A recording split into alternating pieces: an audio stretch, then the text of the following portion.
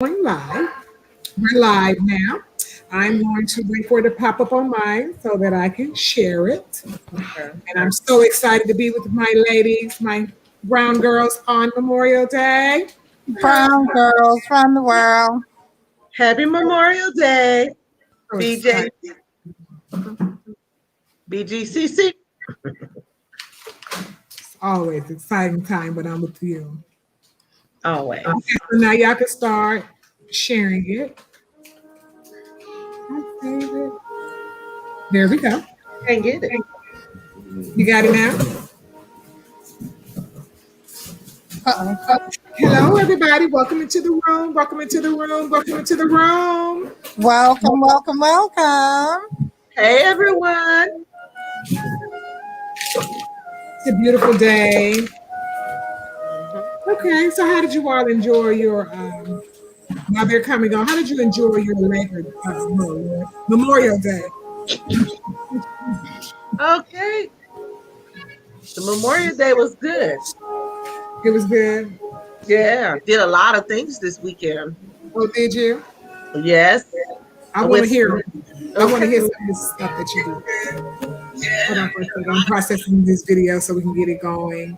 Okay. Today. Oh, what? We got video. Nice. Yes. No, honey, not that video. The video from YouTube. So anyway, hello everybody. Black Girl Chit Chat, episode 9. D. Dawkins-Haigler, Kimberly Carter, and Teresa Hardy with you on tonight, and we want to bring you a special edition, Memorial Day style of Black Girl Chit Chat. So we hope that you all are ready to join us, and you might want to go get your libation because it is Memorial Day.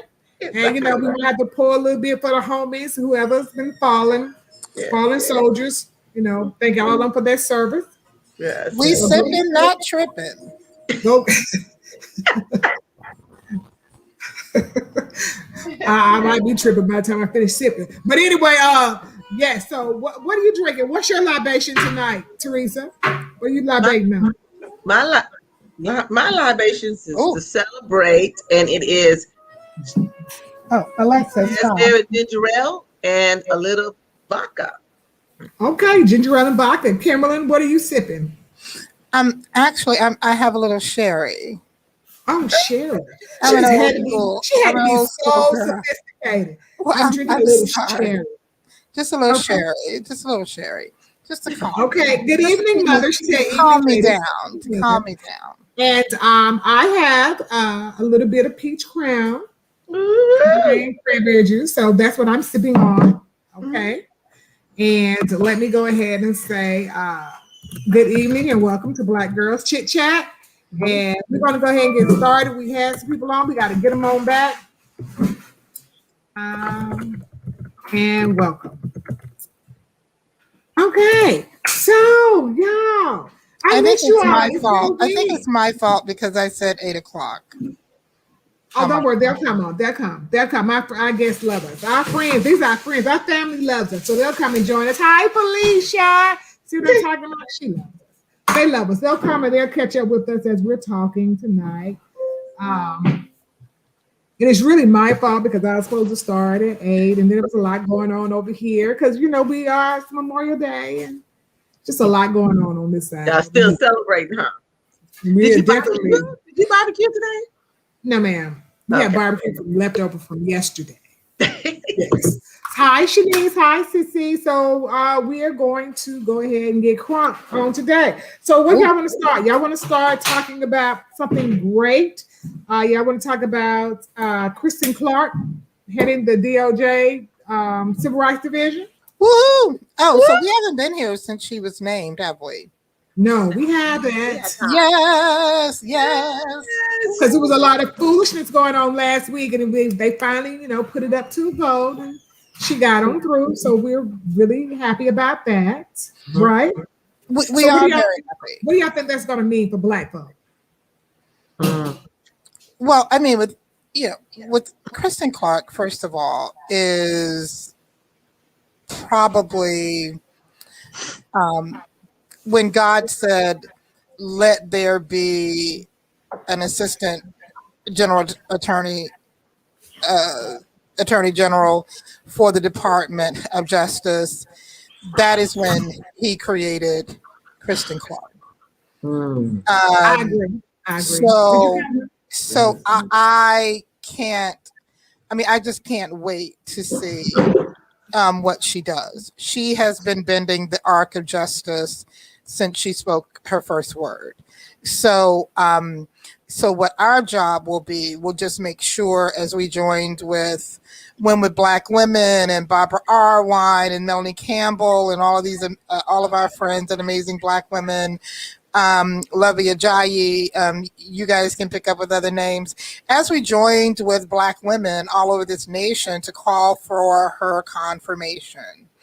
We know that we can't just stop there, that we will have to continue to make sure that we are showing her our support, both vocally and in this day and age, especially being digital defenders.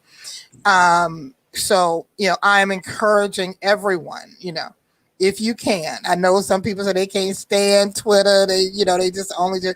But, you know, we've got to be on all of these social media platforms to be digital defenders, to fight these lies, to fight these attacks against Black women. And so, you know, if you just got to just join up and just go over there and we say, hey, we need backup, you know, do that. Right now, we are standing for Naomi Osaka. Piers Morgan and other ashy white trash like him have decided that they are going to attack her. And he, of course, invoked that she is, what were his words exactly?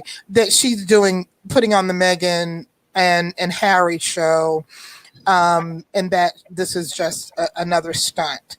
So we, of course, are digitally defending her on Twitter right now and all other social media platforms. So if you are on Twitter, definitely go over there and show some love for Naomi Osaka, who today, honey, called on the elders, James Baldwin, and let these French open folk know, I am not your Negro. Okay. Not bad. I enjoy. Like I'm loving her from the time she came out. She has been so socially conscious, and she has a backbone, and she is not afraid. And so I really want to just really shout her out, because how many people do you know would just be like, I'm not even fooling with this. I'm not even gonna play around with y'all. My liberation is more important than y'all making some dollars. Hello, you know, at the French Open. So I got to give her. We got to give her a round of applause. Since we're talking about coins, can I just add that that this little baby goat right here, I call her baby goat. Because you know Serena is big. I call her baby goat. This baby goat right here has made $55 million.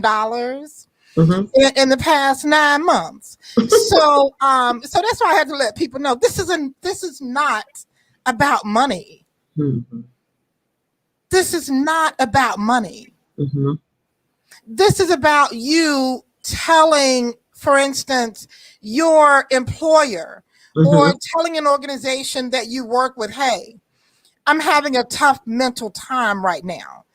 I'm not going to be able to do this one activity because I'm not going to be at my best if I participate in this activity. And this is your employer or the head of your organization saying, well, that ain't what the rules say, right? And this is them going another further to say, if you don't bring your black ass over here to this press corps, we're going to fine you. So they fined her $15,000. So So I am just so proud of her. Invoking the ancestor James Baldwin, letting them crackers know over there at the French Open. Sorry if I offended anybody. I am not y'all's Negro. I ain't your tennis Negro or no other kind of Negro, okay? And I'm going to go home. I'm going to take care of myself with this black man that loves me. And I'll see y'all next year or not. Right. I see you when I see you. But you know what? She's, I was thinking that she's like putting out a new movement too, for all athletes, right? Just think about if all the athletes would have followed color. I mean, it's just time out to be played or being somebody's Negro, Negro. So I think this is good for her in tennis, hockey, any sport, basketball, football. We already dominating all of the sports. That's right. So it's time for the movement. You don't have to take it. Why are you taking it? So what? 15,000. What? Here. I still ain't coming back. Hello. Well, I love it. And she has motivated me. She has more courage than people who've been in the game a long time. So I really am proud of her. Okay, so let's go to something. What are you wearing on your face tonight? You're glowing, Kimberly. You're glowing over there. Yes, Kimberly. Kimberly, oh my God, you're glowing. Why are you going? Are you pregnant? I know. Excuse me. Honey, ain't nothing baking over here but cakes and pies. But anyway, nothing in the oven but cakes and pies, and y'all know what that means. It's a lot of kind of cakes, honey. Hello. Okay. But make sure that we ain't got no children on. They better not be. They better not be on Black Girl Chit Chat. Don't tell me what they may hear. Gotta go to school tomorrow, so. Okay. Dr. Ruth Westheimer, the sex doctor, people have been asking her because, some folks have not been quarantined from getting their little souls tightened. But for the people who have been truly quarantining in all areas of their lives, Dr. Ruth says, be careful about jumping into bed, jumping into relationships, too quick, because we are still processing, some of this trauma from this quarantine. And so we should be very, very careful, about jumping in too fast. But y'all know that I love the Fenty products. So, I'm using the Fenty skin products, which is this the cleanser. I just absolutely adore it. If you love papaya, because our girl Riri, who we're trying to get on the show, is a Baja girl, so she's got all kinds of fresh ingredients in this stuff, so you can smell the papaya, the mangoes. You just feel like you're putting an island on your face. And then this is one of my other favorite little products by her. It's called it's Fat Water, and it's like your toner, and it's like your toner and your other elixirs, but it's all in one thing. And then this is a very high sunscreen moisturizer. It's a hydro visor, actually. It like becomes this protective shield. So it's like an amazing base for your perfume. And then on the side of the on the Fenty Beauty side, of course, I love this, I love the stunner lip paint. And y'all can remember when we were little girls and your grandma would be like, don't be painting your lips. Well, honey, my grandmother is probably flipping her. She probably doing Simone Biles flips, honey, with all this lip paint I wear. And then the Kilowatt, which is this it's like, it's a highlighter. It's a freestyle highlighter. So you can put it on on your eyes for eyeshadow, or you can, bring your cheeks up, bring your nose, all this kind of thing. But honey, so you can just bling, honey. So that thing can see you glowing in the dark. And this is such a girly girl. You throw that bling on it, honey. You see it, baby, with the lights out. You can throw it on it, honey, with every night light out, baby. Oh God. She said, "Well, all the night lights out, bling on them with all this Bling shit." on Okay. him, honey. Okay. Bling on him. Well, we gonna try that out. We're gonna bling on them. But while we blinking, let me ask you something. Do you think that your man or woman or whoever you in the relationship with, what's going on with all these bonnets on your head? Like I wear a bonnet to bed. There's been a lot of conversations out in these streets about bonnets. So where are y'all on bonnets? Are bonnets something you should wear in the house? Or bonnet something that you can wear out in public, to the store, to the gas station? What's up? Wait, where are y'all with bonnets? Teresa, Kimberly, y'all go ahead. And let's ask our viewing audience, where y'all on these bonnets? Now I seen a whole bunch of conversations this morning on social media was popping about bonnets. A lot of a lot of people are talking about bonnets. Trust me. Don't wear no bonnet out in public. Do not wear a bonnet. What come and tell me why? What y'all think about the bonnets? We waiting. I think ladies need to stay being ladies, and I don't think you should be wearing your bonnets and your house shoes. Your house shoes. Out to the slippers, your house shoes. You don't need to be having your house shoes and your bonnets at the airport, at the grocery store. Oh my God, I see so many people. So Lisa said in the house only. Okay. In the house, all right. yes. Lisa said I don't do bonnets outside negative, but that's the new fashion. I mean, bonnets. That is what people are wearing outside. Kimberly, where are you on the bonnets? Well, you know that I am not for any policing of Black girls. You know, my digital movement is Protect Black Girls. You know, that's my main hashtag, Protect Black Girls. And, you know, and I just think this is just another series of attacks on Black girls. And then when the shit is coming down a Christian Dior or Fendi runway, then everyone will say, oh, it's so posh. Oh, it's so this, it's so that, because we influence the culture. We drive the culture. And so I don't like the tone of this conversation about our girls in bonnets. So I feel like, you know, I think it's policing.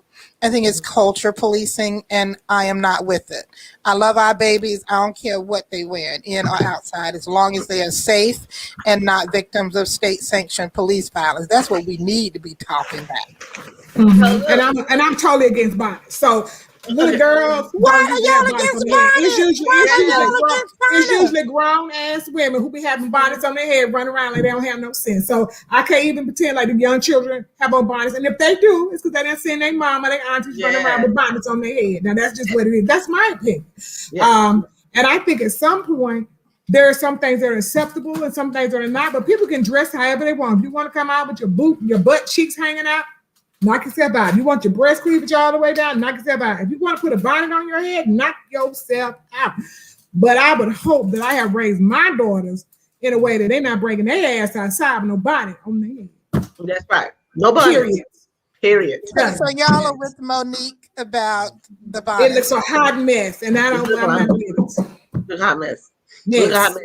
I've been saying it for a long time, and this is pre-COVID, by the way. This ain't got nothing to do with COVID. Because somebody was saying it was COVID, you know, people were more relaxed, they've been at home. It's lazy. I don't want to take the time to do my hair, so I'm gonna throw this bonnet on and go on outside. Well, if I got $300 worth of bundles under my bonnet, and I'm trying to keep these edges down. No, you're not. You don't pay $300 bundle. I'm gonna wear my hair because I don't pay $300 for it to be seen. Well, no, because where I'm going, my hair doesn't need to be seen for where for where I'm going. Now, I should have worn my little Fendi bonnet tonight. I just ordered me a Proud Family bonnet, and will be ordering me a Michelle Obama bonnet soon. And I bet Michelle Obama will see a bonnet and pass all the way the hell out. She'll probably be like, what in the world is happening? I know everybody like to use me, but don't pull me into the bonnet food. They got the Tupac bonnet. I like these bonnets. I love my bonnets. Now we're trying to normalize laziness and foolishness. But I guess it's a trend. You can wear whatever you want on your hair, like people wear baseball caps, knock yourself out. I just think it is just tacky laziness, to be honest. Yeah. And usually, and I'm gonna say because this might be the elitist D coming out there, because then I have elitist moments too, classes, whatever moments you want to call it. Usually, people who have bonnets on their head usually be acting a monkey fool. That's all I gotta say. Now you Well, then this stereotyping would me. You can't probably stereotype them. explain my life behavior, but I'm not with this. You do not act a monkey fool. I think it's cultural policing, and I think that it's just another opportunity to attack Black girls. And I don't think so. and But you think I'm not. I got some fluffy slides too. I got my Fendi bonnet and my and where do you wear fluffy them? slides Where do you wear and them to? my Where do you wear Fendi. them? Because I know Mrs. Carter did not let you go out the house like that. Even at our age, Peggy Butler would whip out and pass straight out on the. And she on here like, let me come out with a bonnet on, some slippers on my feet. She would just probably just have a heart attack. To get the For switch. sure. I'm For seriously sure. thinking about on my upcoming flight because I'm so tired of this cultural conversation. Walking in You think with it's a my cultural conversation? Fendi I think this is how bonnet we've gotten to and where my we are right Fendi now. slippers Society. that So I we just got let at everybody. Park Parkway over there by the wing shop. I think what has happened is we allow everything, don't care about anything, that when people do act out, we try to defend it instead of saying, you know what, everything is not okay. Everything is not cool. At some point, you know, we grew up with instruction. Not that people made us wear suits and dresses, but we look like somebody we walked outside the house. And now, sometimes attire does go with behavior. We don't want to act like it does, but sometimes it does. Because it's very hard to see somebody with, even young men with, when they have on pants that's pulled up and belts or shirt or whatever, it's very odd that you're going to see them acting out. I'm telling you, or women who are dressed a certain way, it's very odd that they act out when they're dressed appropriately. I'm just saying, so we can pretend like this stuff does not happen. We can call it whatever we want to call it, but we just let everything go now. Like, everybody go do what you want to do. Everybody have a good time. But we weren't raised like that. And maybe we should go back to that because everybody acting like they don't have no good sense right now. Yeah, I think on first Sunday, everybody need to wear white dresses. Okay. Mm-hmm. We need to go back to some of the traditional. Get some instructions in our culture. I hear you, Kimberly. Kimberly, I'm reading all the things on here since my 14-year-old son said bonnets in the house only. When I first went to Spelman in 1982, we wore suits, dresses, etc. to class, and that was a long time. Every day. I bet you we wouldn't have came out on the college campus back when we were growing up. Telling we had a bonnet on our head coming to class. They had to send your little butt right on. You about to get up out of here. Mm-hmm. Go on somewhere with all that. And the real question is, would you wear a bonnet to church if you're a church-going person? And if you would not wear a bonnet to church, you probably shouldn't have it on in public. That's right. That might be the litmus test. Yeah. Would you wear a bonnet to church? I don't know if the church is the proper litmus test. So we wear jeans to church now and shorts and everything else. And so what I'm saying is, if you think it's inappropriate for church, it's probably inappropriate. School too. But you know what? That's how we're, you know. But I'm also the one who want to put on a bikini with thong up, you know, my butt and go walk around a nude beach, borderline nude beach. But then that's also the beach too. So this is the attire for the beach. Right. I am going to make an extraneous example, and I'm just going to say that too often we are policing Black girls unnecessarily. I think this conversation came up as a part of that, and by extension, the treatment that the Williams sisters and Naomi and all of them received is because of this belief that Black girls need to be policed, and that's all that I'm going to say. And that is fashion policing, culture policing, seeing Black girls as having super strength, not needing mental health breaks and things of that nature. It's all a part of the same culture of policing Black girls and Black bodies. And so that is why I have not been engaged in the conversation about the bonnets, because I don't believe that it necessarily comes from a good place. Okay, I mean, I do hear what you're saying. I hear you, but I whoever came up with them bonnets is demonic. For outside the house. Lord. For outside the house. Because what has happened is because we are policed so much, we start to accept everything. And everything is not acceptable. That's what we've done. I'm wearing my bonnet week on this show. You can wear my bonnet on you this can wear whatever you want to wear. Look, you are grown behind one. You can wear whatever you like. But that don't mean we're not gonna talk about you. Cause when I see people with bonnets on their head, I be like, look at that. She can go home. Get up on up out of here. Look at a hot mess. Yeah, I think we do have to do that. We do need to start letting folks know that it's not right. I do. Yeah, I think we do need to do that. I think it's because I don't even understand it. I don't understand it. Now, I'm not saying I'm going to judge you, but I just think it's no differentiation between. I will say this. One thing I love about my bonnet is, honey, when I put my little bonnet on and then take it off, my edges be all tight. And I mean, my where do you wear this bonnet to? Where do you wear it to? Where you go with your bonnet? Yeah. Where do I go with my bonnet? Yes. You know what? I have never. If this is a question about do I go outside or go to places with my bonnet, that's not a choice for me. But if it's a choice for another person, and now I may have my bonnet on when I take my flight to see my boo, so that when he sees me, these edges are tight. So I'll take a picture for you and be in first class. You can get a wrap and wrap that head. You can wrap that head and still not a bonnet. Be in first class with the bonnet on. Because bonnets and wraps don't look the same way. Bonnets and wraps don't look the same way. They don't even look the same. I'm going to be in first class with my bonnet on. I don't even believe that. I believe you were getting in first class with a wrap on your head or something. I've never flown wrapped, actually. I've never flown wrapped. Well, I have, when I go in first, anytime I'm on the plane, I have a little, the little Velcro wrap. I might sit there and whoop, and let it sit there and then whoop when I get off the plane. But I'm on the plane and it's a wrap. It's not a bonnet. I'm just saying, I don't know. And you know what happened? Some young people thought it was cute to wear bonnets. Some young people, they're probably in their 20-something, and then everybody said, oh, they wearing a bonnet, I'm going to put one on. And it just caught on like wildfire. Instead of somebody saying, you know what, we probably really ought not be walking out the house looking like this. Instead of everybody checking each other, we just say everything goes. But this is the generation where everything goes. Do what you like. Look how you want. Have a good time. There's no accountability. So anyway, do the bonnet thing, because you know what? I get mad when people tell young people to pull up their pants too. But I really don't like seeing nobody dirty drawers. But that's a story for another day too.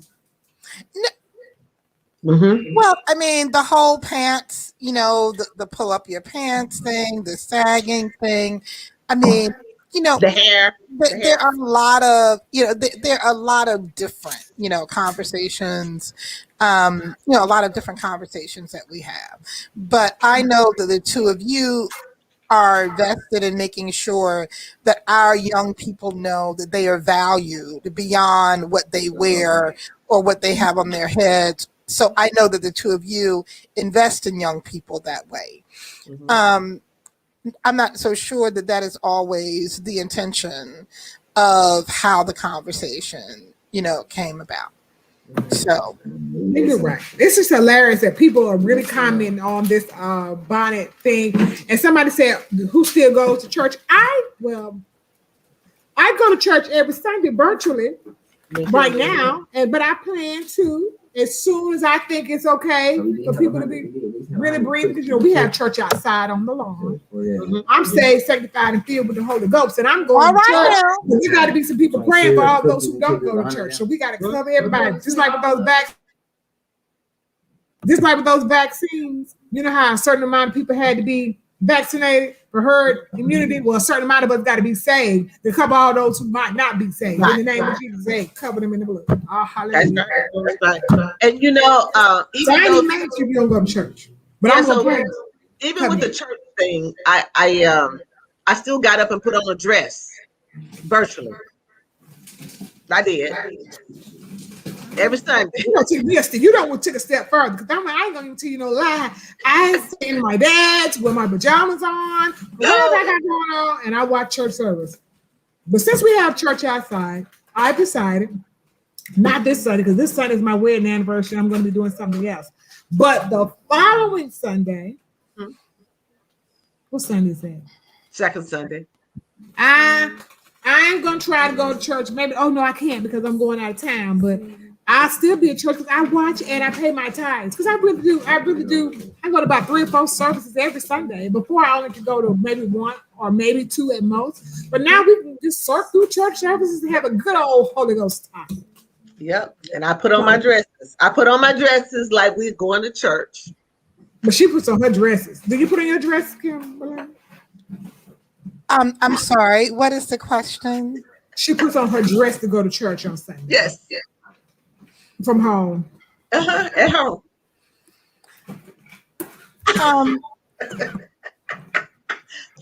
I host Zoom. So I dress up for church on Sunday. Well, so does my mom. We're doing Zoom church. So, sometimes I'm on camera, sometimes I'm off. Mm-hmm. I was on camera the other day with my Fendi bonnet on and didn't realize it. And of course, my mom needed smelling salts. And of course, everybody was texting me like, girl, where you get that Fendi bonnet? So, so I'm like D. Sometimes I'm doing bedside Baptist, bedside AME, and then sometimes I'm up and about. Sometimes I beat my face and make sure. So, it just depends on what mood. Because, honey, just like that old hymn says, just as I am without one plea. Okay. Just as I am. Hymn number 359.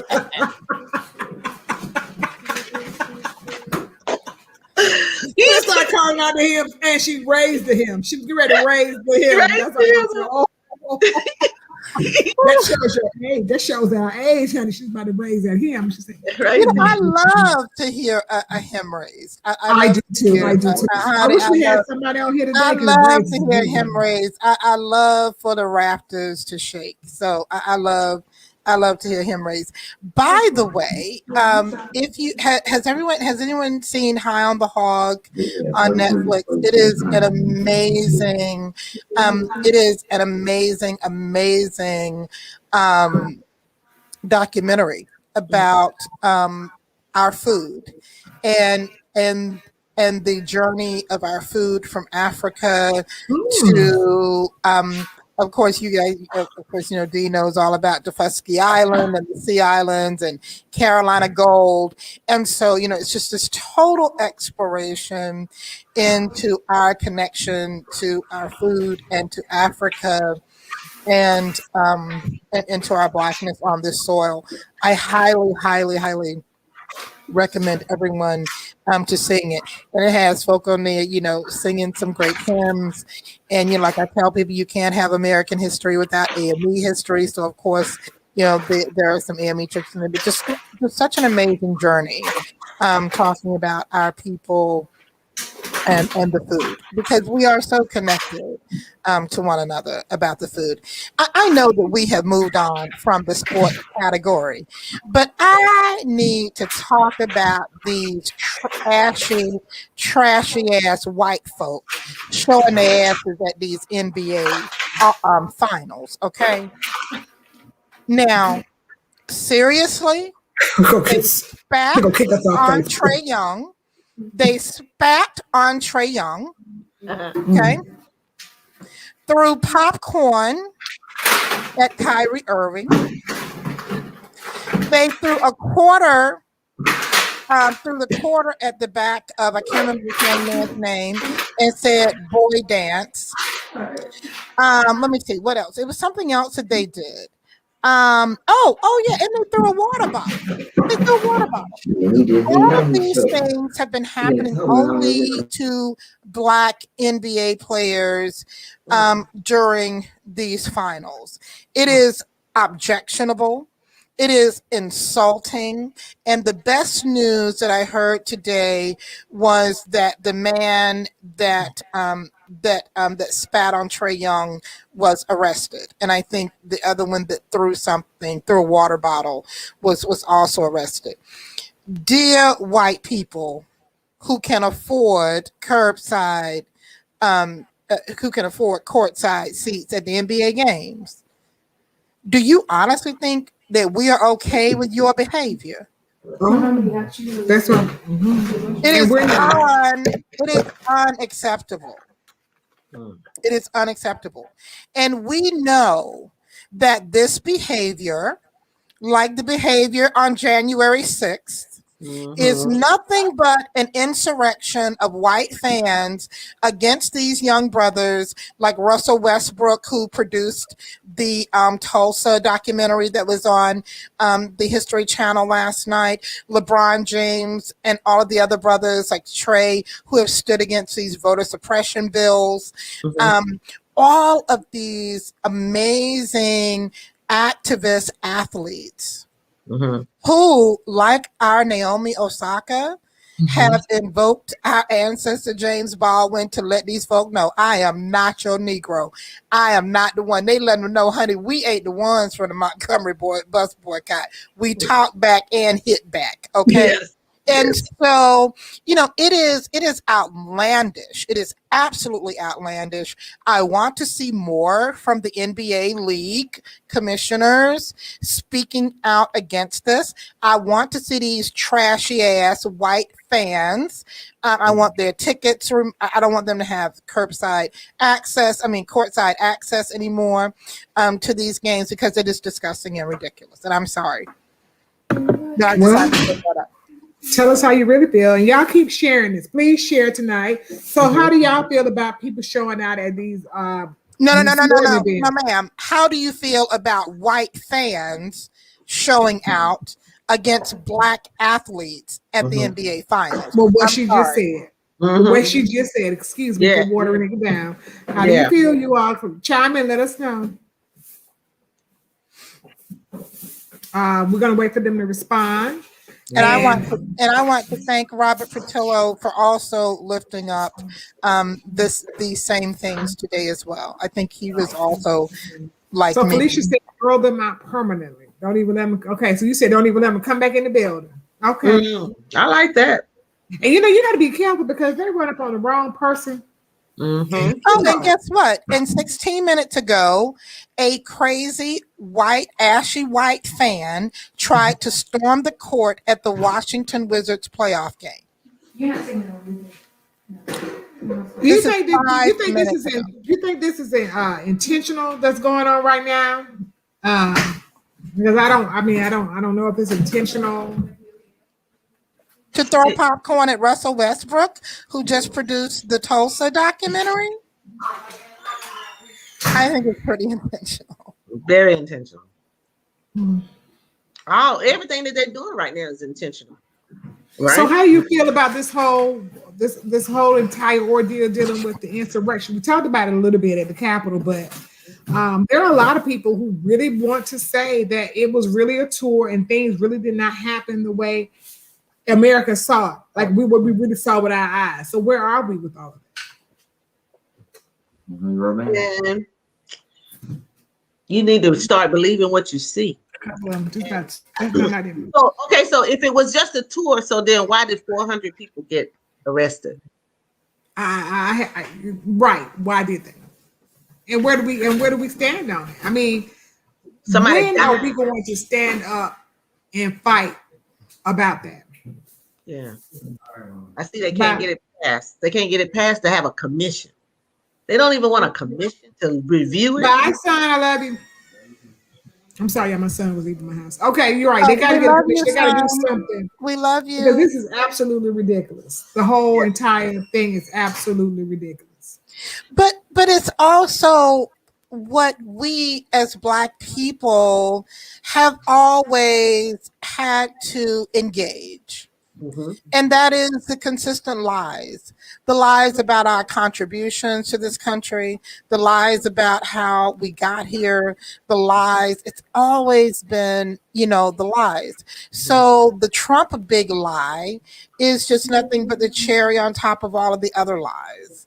And so what we have and what we're seeing now is that white supremacy is saying that we will not take a back seat to these demographic shifts.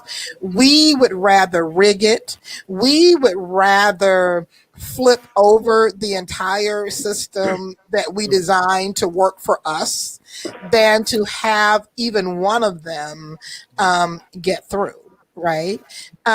We both, all of us understand that the moment we elected a Black man and a Jewish man from the state of Georgia, the true heart of the Confederacy in Dixie, to the chambers of the U.S. Senate, that there was going to be nothing but trouble.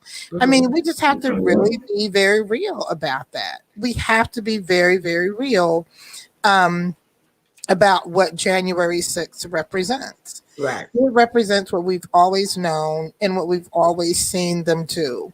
Just like our dear sister, Tamika Mallory. We love you, Tamika. Up Until Freedom has told us, we learned violence from you. Mm-hmm. Okay? Mm-hmm. Remember her speech? Yeah. When they were all upset about a target. Right. And Tamika had to let America know, we didn't bring this to your shores, right? We were brought here from a system of violence, right? Yes. So the violence that we see perpetrated in our communities, the violence that we see that goes on every day was learned, created, harvested on this soil. On this soil. And that violence, shows itself in different ways and manifests itself, in different ways. It sure does. And so I'm getting ready to say something. But I'm not gonna say it. I'm gonna wait till next week because I got a whole nother subject because I want to deal with next week because I want to wait till we have our crop. So I'll wait till next week. So anyway, but yeah, but let's talk about this. Go ahead. Yeah, I mean, but Kimberly, you're right though. It's. But should we?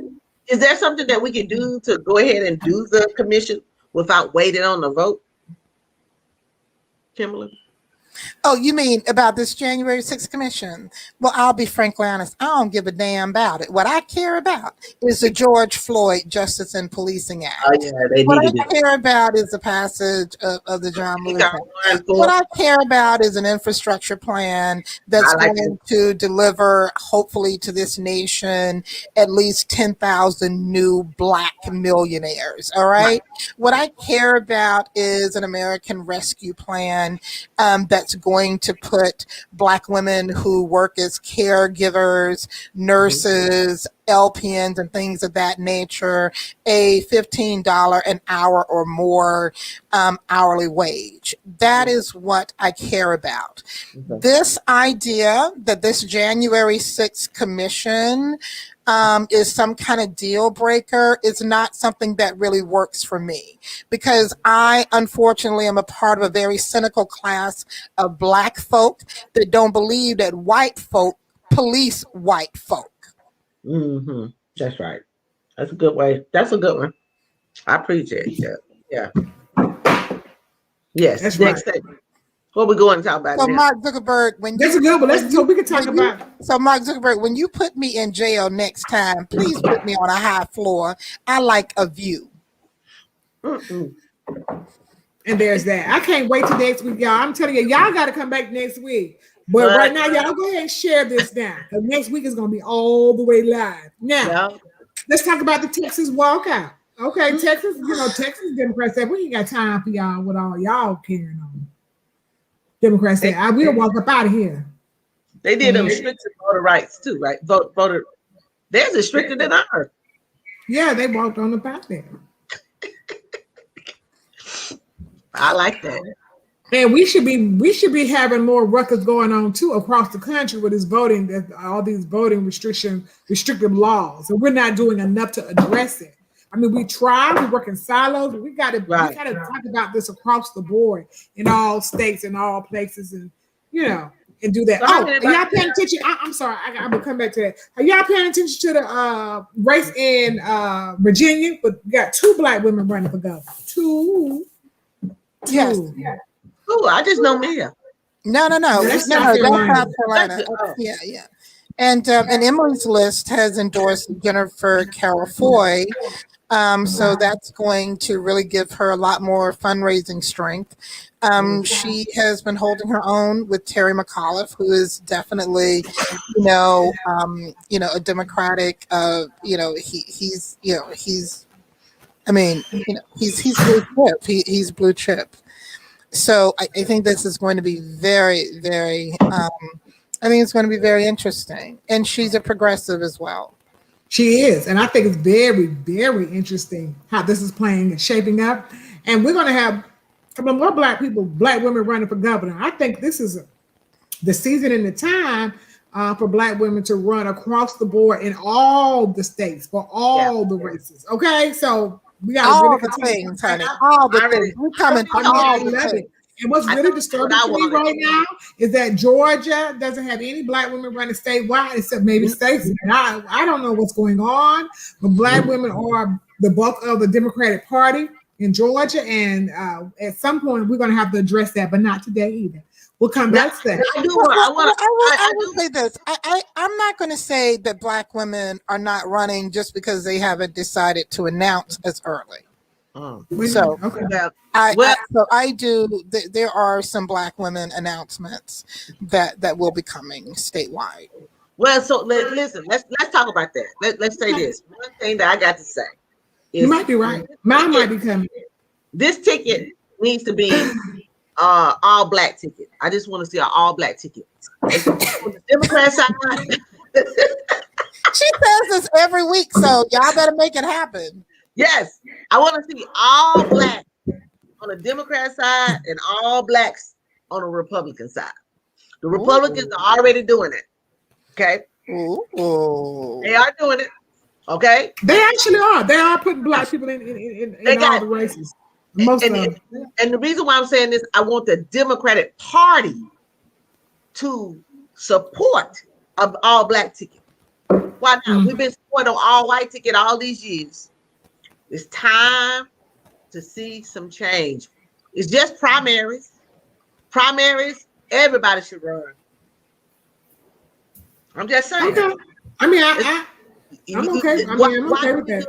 Because here's the thing. If Black voters are the strength, then there should be some Black representation. No, I don't disagree. I don't disagree. I think that representation definitely matters, and we already know that for the most part, we have so much more room to grow because we have so many of our people who are not registered to vote. But I will say this: my future is true. The future that I envision is truly intersectional. So it is multi-generational, it's multiracial. So and I'm just going to multiracial. And I'm gonna say it right now, I done had some Black faces in some Black spaces that did not show up for me. So so like my Bison sister Zora Neale Hurston had to remind us that all who are our color are not our kind. Correct. So before I call for the blackout of the ballot, I have to do some vetting. But Yeah. and you should But, do the vetting. I agree with Teresa, and I agree with Kim But at the same time. yeah, and I agree with both of y'all actually. Yeah. But what I have noticed is we don't fall out and have hissy fits Right. when the ballot is all white. Right. As a matter of fact, no one has called foul on this Republican Party for not having Black Republicans, Hispanic Republicans, Right. Asian Republicans, women Republicans, Native American Republicans. They don't care. They just have been running all white men. We have all white male constitutional officers, and no one has said on that side, oh my God, we cannot put out this ticket because it's all white men. And at some point, as Black people, we got to know that we are more than enough. We're okay if the ticket is all Black. However, I'm not trying to black it out just because, but just in case nobody don't know, we can handle it on our own. We don't have to have anybody else, but it's nice if other people could do if they want to. But Black people are very capable and competent enough to run this entire country by our damn self. So I just want to make sure I say that, because too often we want to bring the Rainbow Coalition in, and people only bring us in to meet a quota. And so we come in because we are the qualified one. So I just want so I feel it both ways, but I don't have to have an all Black ticket, but I'm okay if it turns out that way. And say this. Here's the other thing, Kimberly. I'm with the multiracial intersection. I'm with all of that. Okay. At some point, we have a list of Black folks all the way down the ticket, right? But when we get ready to pick someone to be actually running, it should be a representation of the state of Georgia. Black people, 30-some% of the state of Georgia. So I'm looking for 4 slots on the next election. 4 slots should have Black people or people who are Black or represent. You mean at the end? You mean when it comes down to the final analysis? The general election. The general election. That's what you're saying. Yes.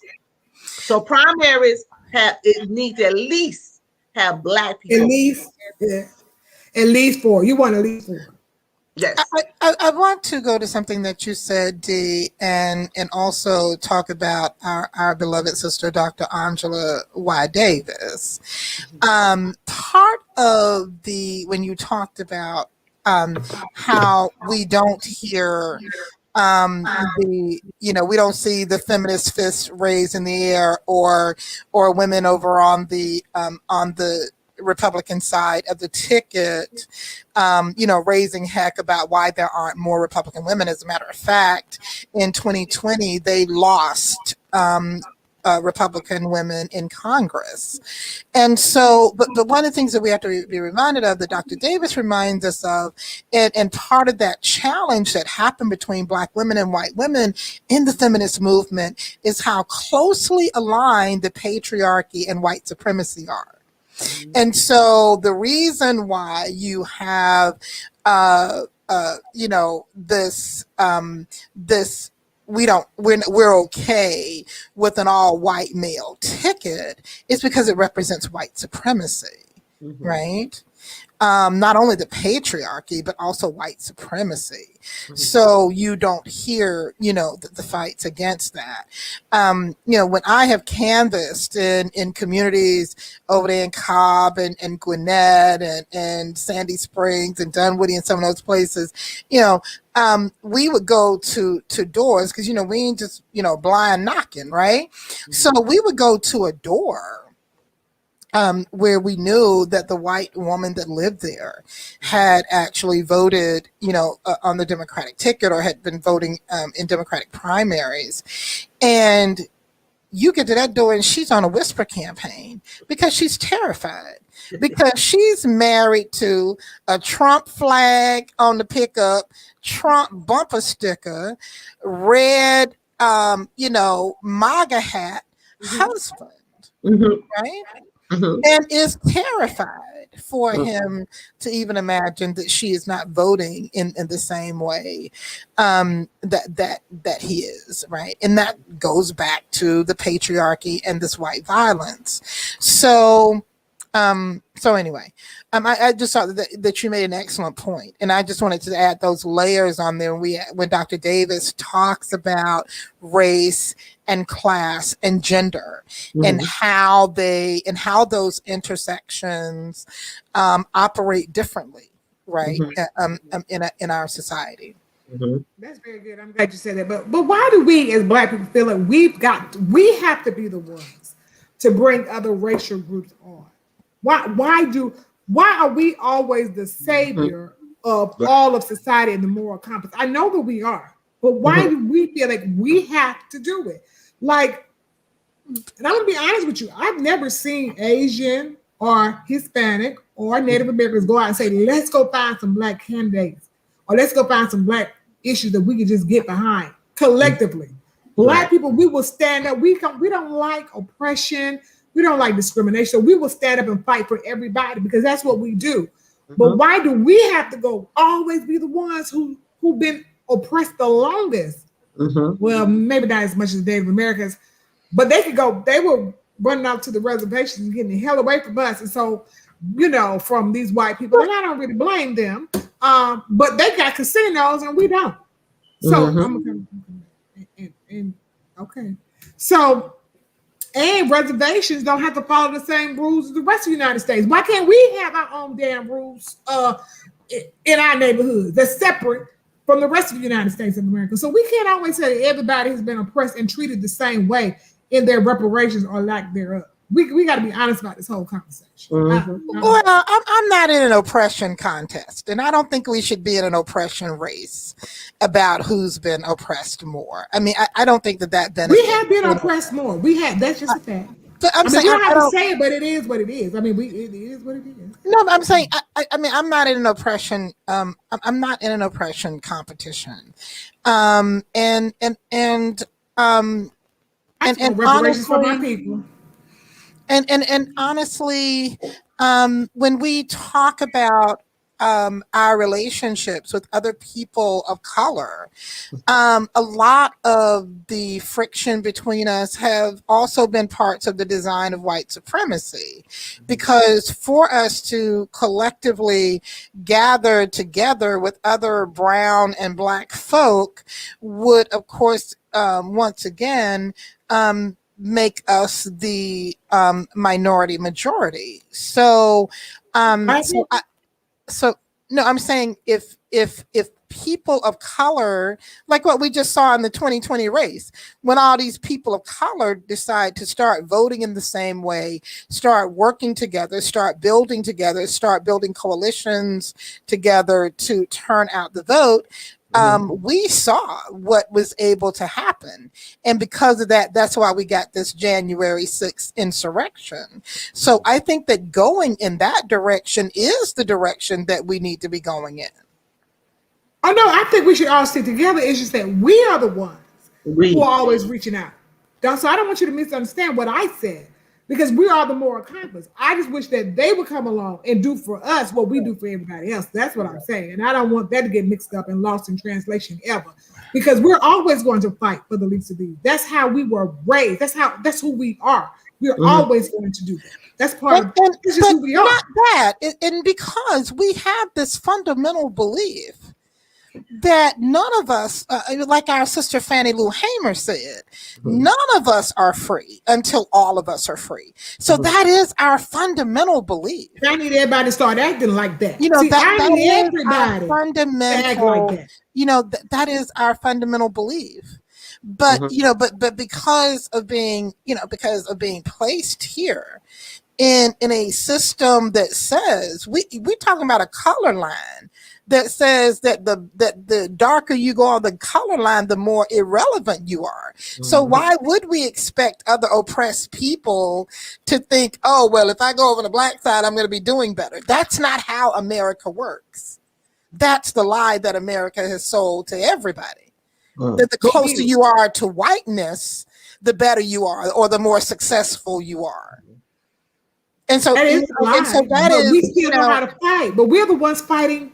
We are the darkest most of the time, and we're still fighting for everybody else. No, but I'm saying the color line, like race, the color line, like race, was intentionally designed to create the cast.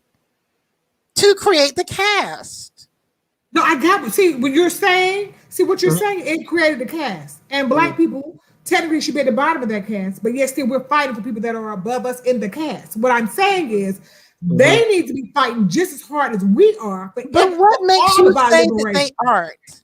They're not, because you can see it. It's evident.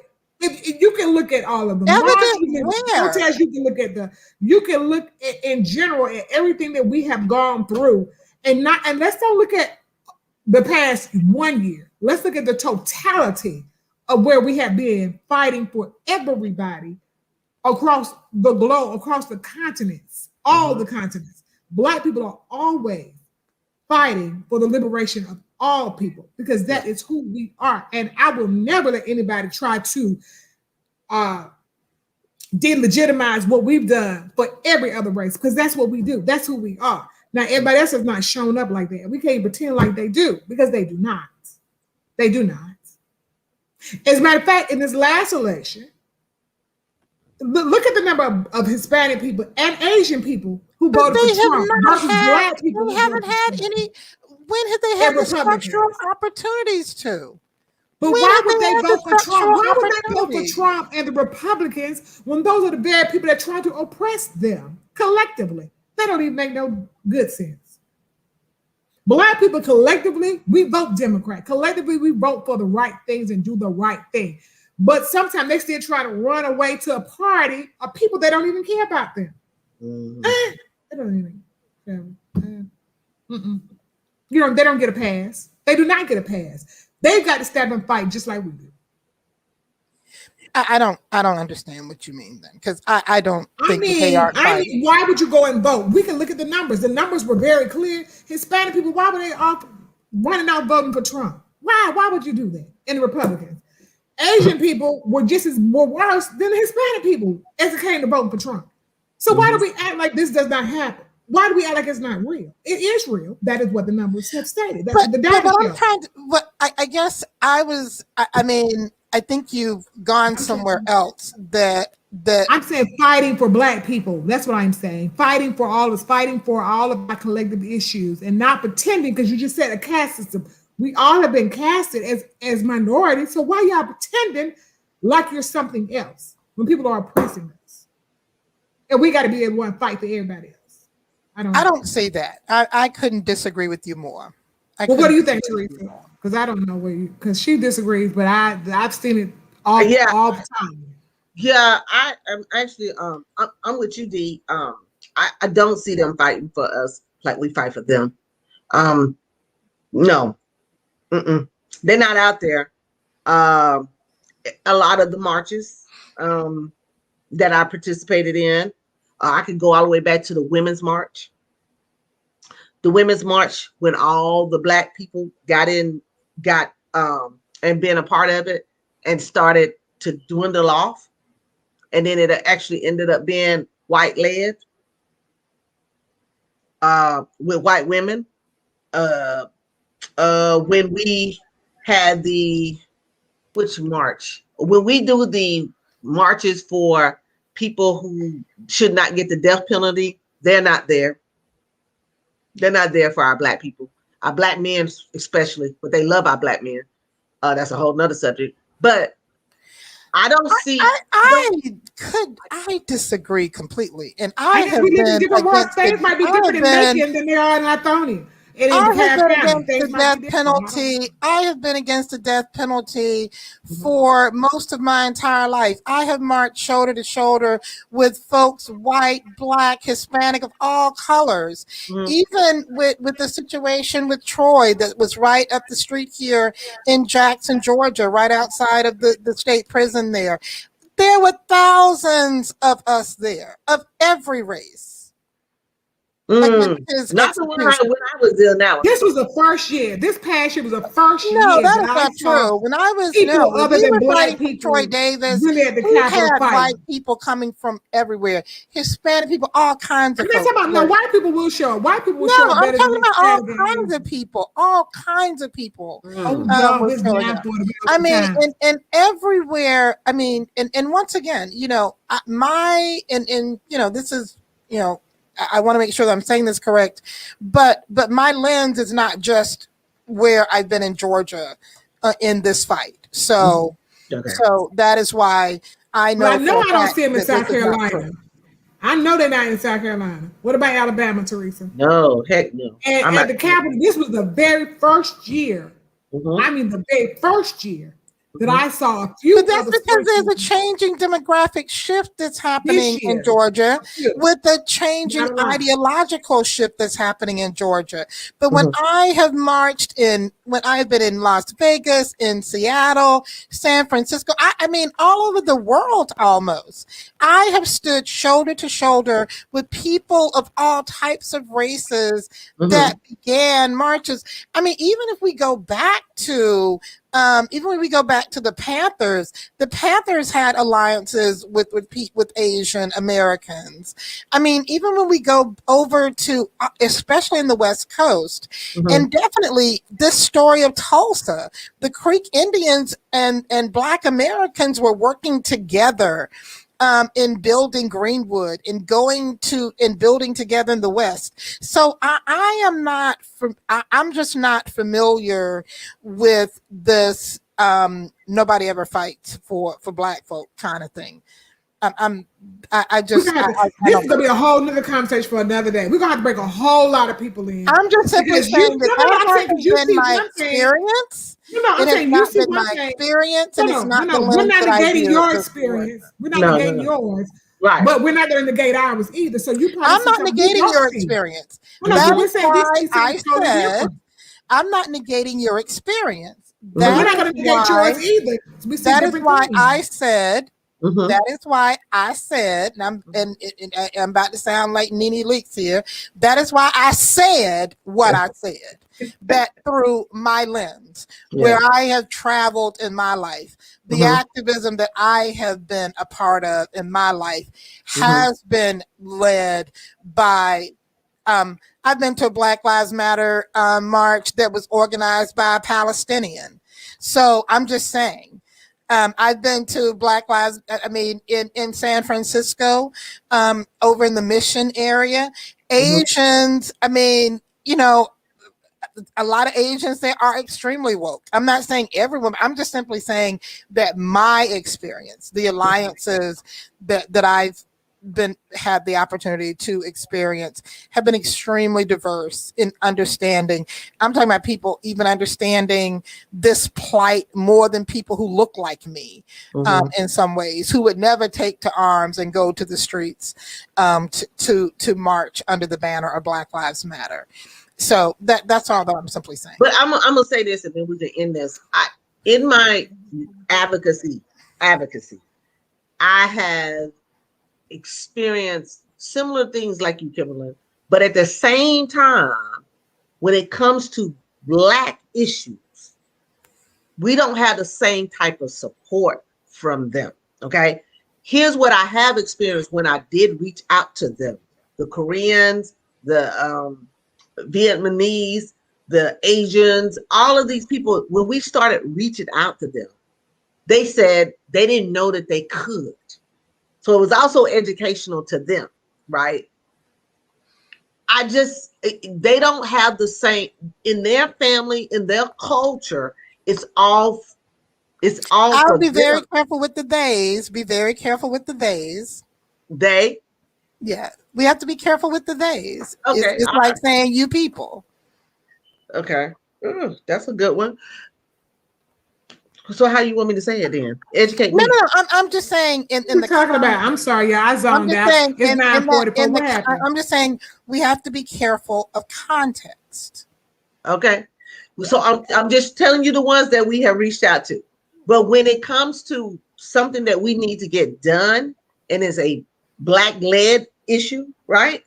We don't have the same support. And to your point, it is your experiences and then it's my experiences. And maybe we can get our experiences to understand that better. But the experiences they are not out like for us, like we are for them.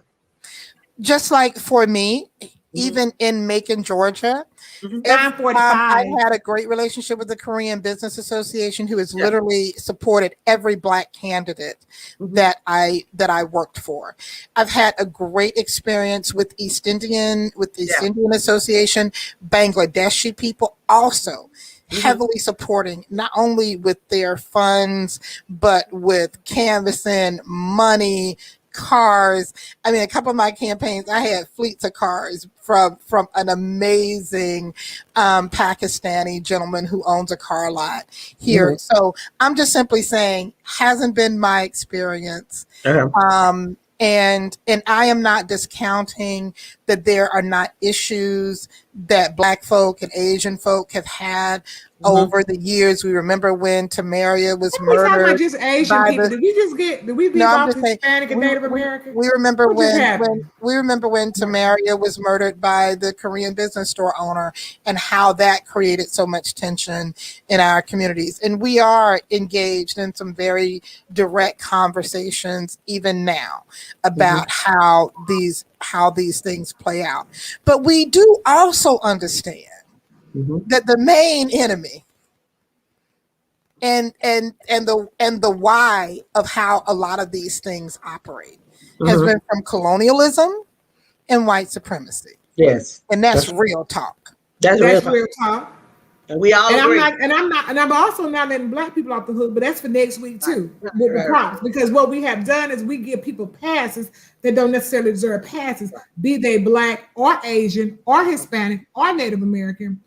People need to show up in the same way they want others to show up for them. And I will not, this is me, give other people a pass when they behind me speaking up while we out here getting getting thrashed and our head beat, and we get, losing jobs and can't do what we need to do because they're comfortable wherever they are in their station of life. That's what I'm not. That's what Dawkins-Haigler is not going to do.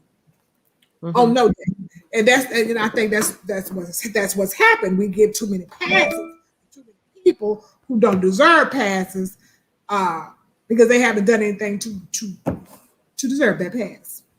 That's where I am on that.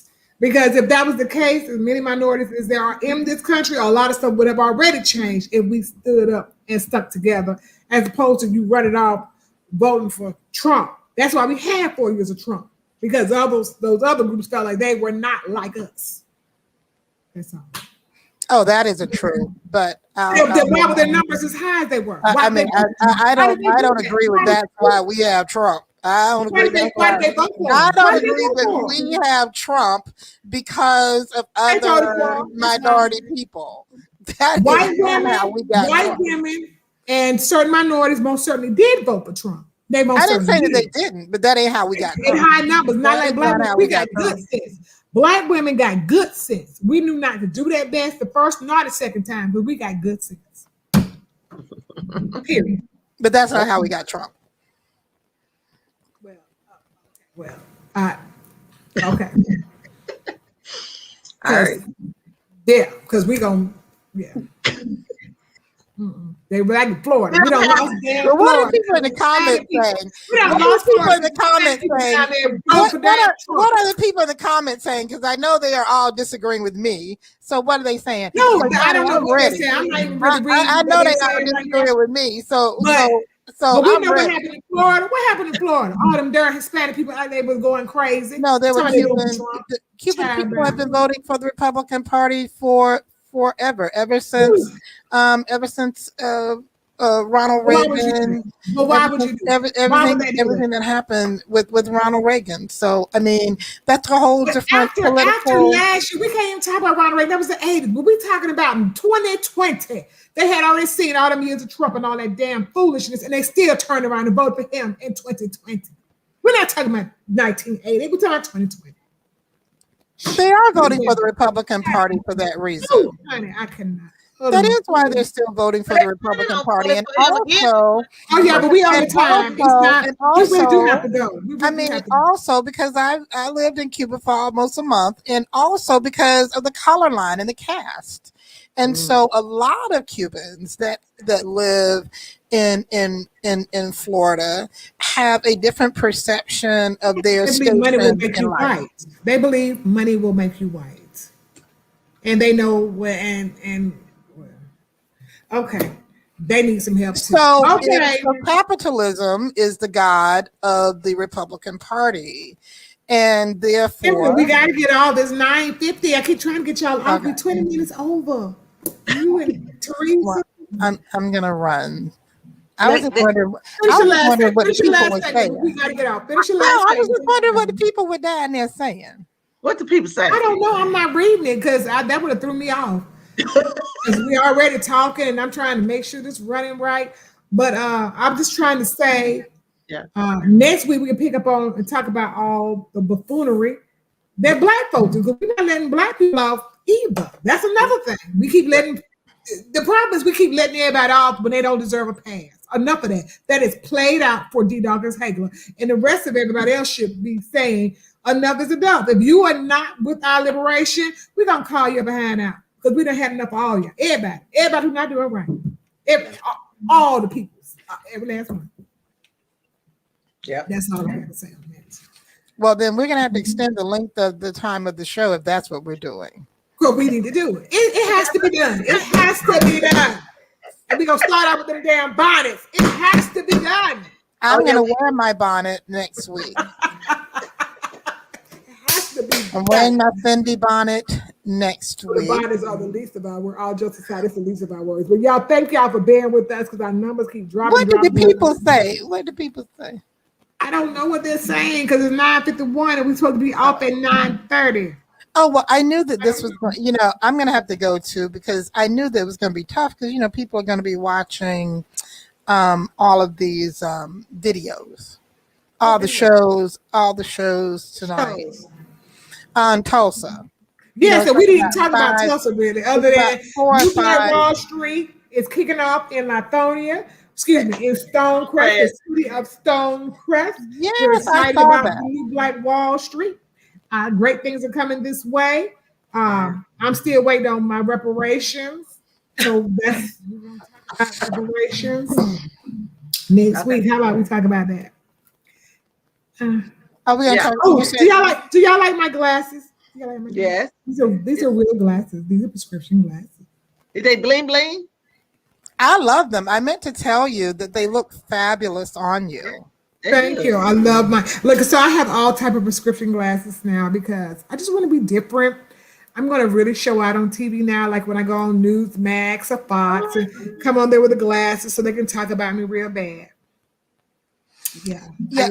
I've recorded. I recorded all of the because all of these Tulsa and Greenland things are all on at the same time.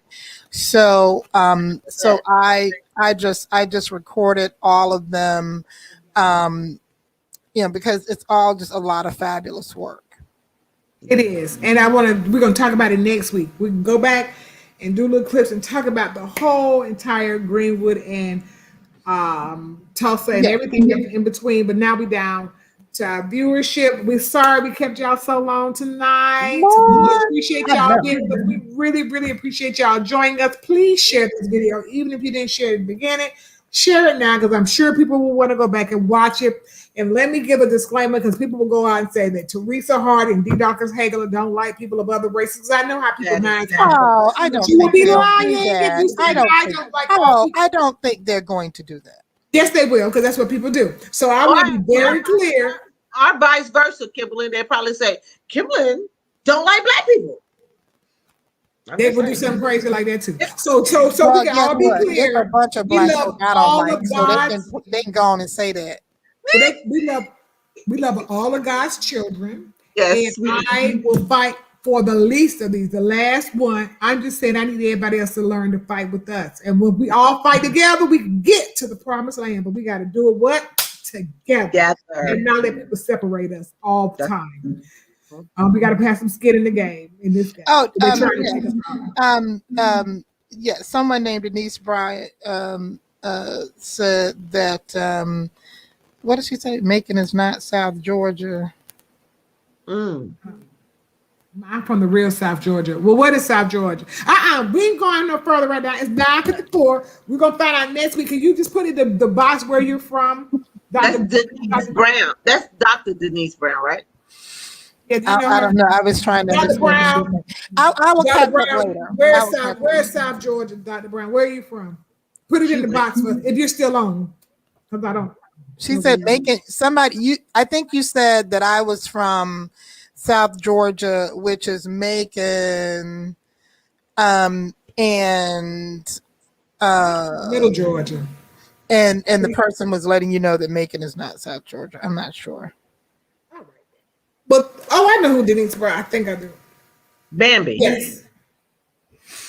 So anyway, everybody, we love y'all. We appreciate y'all. Please share this. Thank you for coming. Thank you for We love, coming. you know what? And I like the way we all have difference of opinions. This black girl chit chat with something today. Oh, she said 1 hour south of Macon. Where is that, Savannah? Where did she say she's from? It's a small town. So I'm trying to see if that's Macon or Savannah. Which way is that going? I'm not Macon. I mean Valdosta, Savannah. Which way you going? You going down? No, I'm saying what? She said she's from where? She said she's 1 hour south of Macon. So I was saying, is that Savannah or is that Valdosta? What's the name of the town? I don't know. It start with a. I forgot where she's from. Okay. Well, I have never run for state office. Said, those of us in South Georgia have had similar experiences as President Hardy. Okay. Oh, and one thing for certain, two things for sure. We're gonna pick back up on this to next Monday. Come join us. We'll be here. We'll be ready to see y'all next Monday. We love y'all. We appreciate you. Be blessed. Have a great week. And enjoy June. June is here. So we all go and enjoy June. She said Cordele, Georgia. Oh, well, that's where my favorite watermelons come from. I love Cordele. And I've been to Cordele several times. Yeah. It's in the 2nd Congressional District. Yes. Mm-hmm. Yes, you would know. Okay, so thank you all. We appreciate you. We're ending the broadcast because I got to go watch TV. And do some work. I love it. Do some work. We got to do some work. And this time I'm going to turn it off. Remember what happened to me last time.